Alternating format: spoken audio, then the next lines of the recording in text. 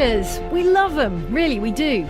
Never mind that when you get right down to it, they're just video advertising no less cynically engineered than any other kind of ad to coax cash money out of your wallet and into the coffers of the publisher pushing the game in question. Never mind that. We still love a good trailer. A good trailer, mind you. We're pretty discriminating. You can't just, I don't know, smash together some shiny graphics and, I don't know, something sexy and some explosions and whack on a dirty dubstep soundtrack to impress us.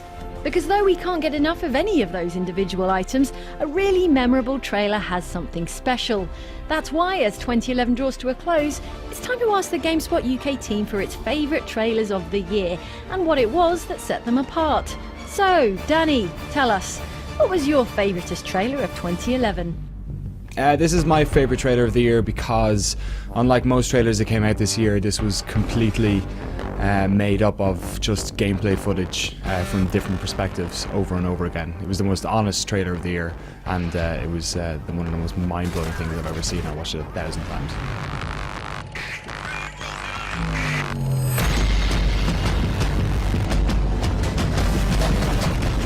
The reason I like the Caspian Border multiplayer trailer for Battlefield 3 was, well, apart from the fact that I actually really love those games, is that the editor, whoever it was so clever to show perspectives from different people on the battlefield, from the different troops and guys in tanks and jets and stuff. Obviously it was supposed to be a showcase for the game itself. A lot of that stuff hadn't been shown before, neither in the map. But more importantly to that, it showed what it's like playing a Battlefield game where there is loads of different individual stories happening within the same confined space, and it also helps when you've got an amazing soundtrack. And of course they had this like crazy 21st century version of the soundtrack that's been used in all the Battlefield games, and I think I spent like every lunchtime for like 2 weeks watching that over and over again.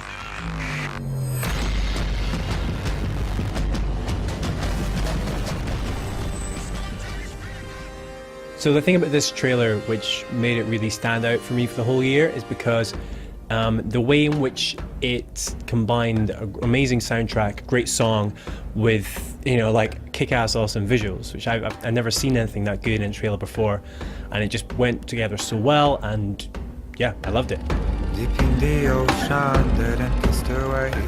So right from the offset of the Assassin's Creed trailer they showed at E3, I mean, you start with this brilliant kind of drumming and building up of the music, and then you see Ezio being kind of dragged through this dark place by all these soldiers, and then it starts to show you his journey to get there, and it's full of some amazing visuals of him on boats and climbing mountains and looking out in his classic kind of Ezio pose.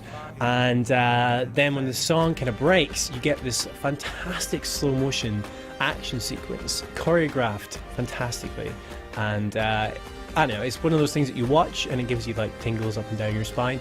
And then it ends really nicely, the music cuts completely, and you hear the eagle's noise, and then he just turns around and elbows that dude in the face right when the drum beat comes back in. As a piece of video, that was just standout for me.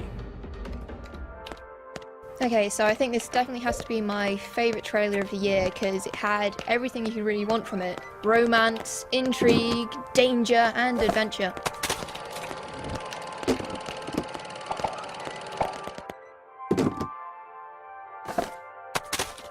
Given that most trailers these days are full of drum and bass things going wow wow, or Battlefield 3 noises going it was nice to have something understated for once. Yes, it didn't have big explosive gameplay in it, it didn't have any gameplay in it at all, but it gave you a really good idea of the kind of sensibility they were coming from with their humour.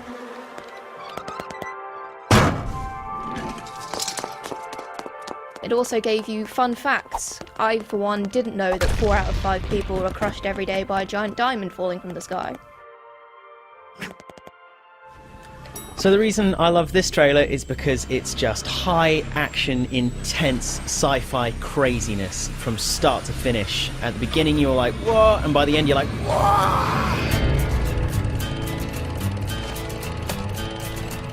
You wired me awake and hit me with the hand of broken nail.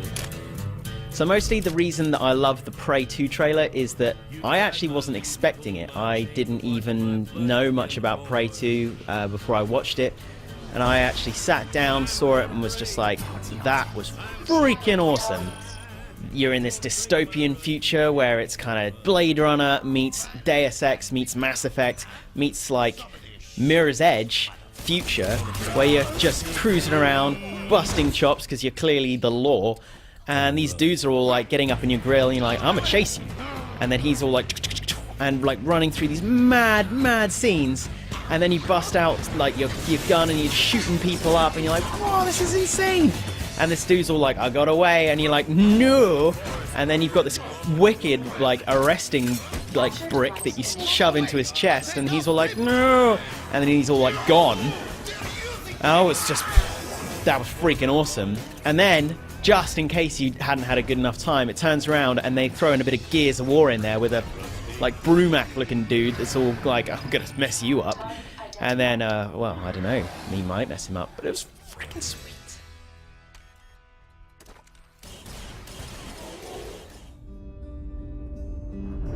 So the thing about this trailer and why it's, you know, one that's memorable for me isn't that it's the greatest trailer in the world, or even for, you know, what it was a very good game, don't get me wrong, but it's the juxtaposition between the music and the action is crazy. It's basically epic fighting set to a namby-pamby, wimpy, useless indie shoegazing soundtrack.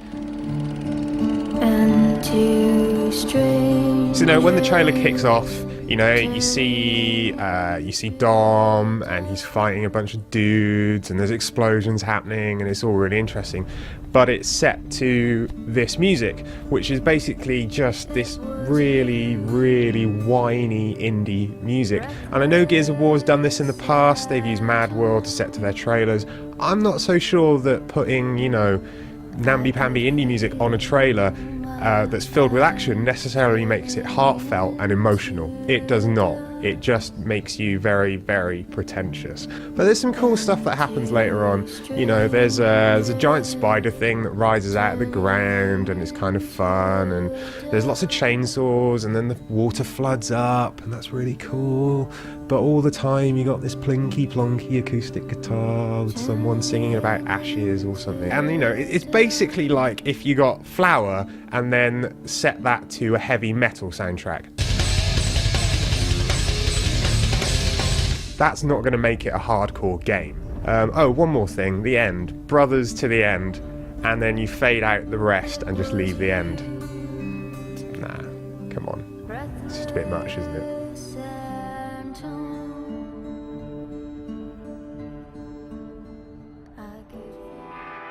Alright people, my trailer is probably the biggest one of 2011. Made a massive splash at the busiest time of the year, even when massive games were coming out. So let's take a look.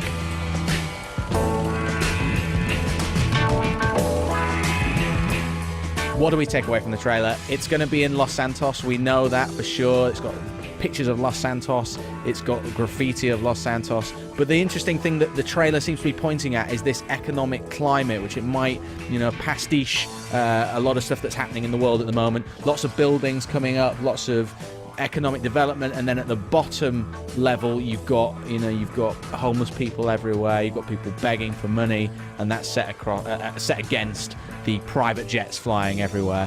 In terms of missions, you can see it's going to have crop dusting, I'm sure. You've got a sort of homage to the Grand Theft Auto 4 mission where you rob a bank, so I'm sure that's going to be in there as well. So the trailer's got a good amount of detail, what might be in there, while leaving it open so we can see what, you know, how wide is it going to go, how big is it going to go, and lots of hints of whether there's Tommy Vercetti in there, is there CJ in there from San Andreas. So all in all, classic trailer, classic Rockstar, and very well done. But never mind them, what about you? We asked the GameSpot community which game trailer was their most memorable of the year, and the votes stacked up like this. In third place was Cam's personal favourite, the Assassin's Creed Revelations cinematic promo, starring Slow-Mo Ezio and moodily soundtrack with the Gallic indie charm of Woodkid's Iron, proving how a spot of powerful music can take a good trailer and make it great. In second place, we find the stirringly shouty Skyrim trailer, the one that combines stern narration, a rousing score, and the dragon shout that launched 1,000 hilarious YouTube videos with awesome effect.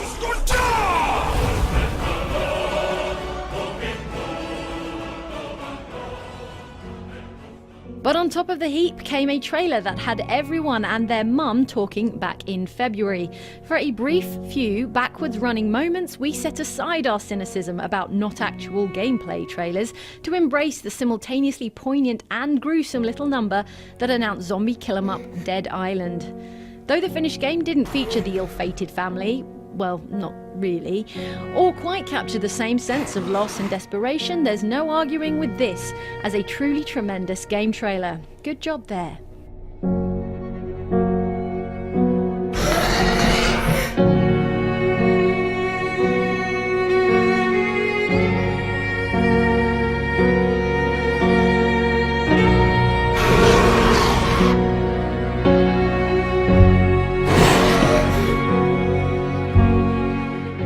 Watch all the GameSpot UK team's favourite trailers of the last 12 months in full, run along to the URL on screen and tell us all about your most memorable in the comments. Of course, for every trailer that made it into the winner's circle of Team GameSpot's personal favourites, there are dozens more worthy and not so worthy offerings. Trailers of 2011, we salute you.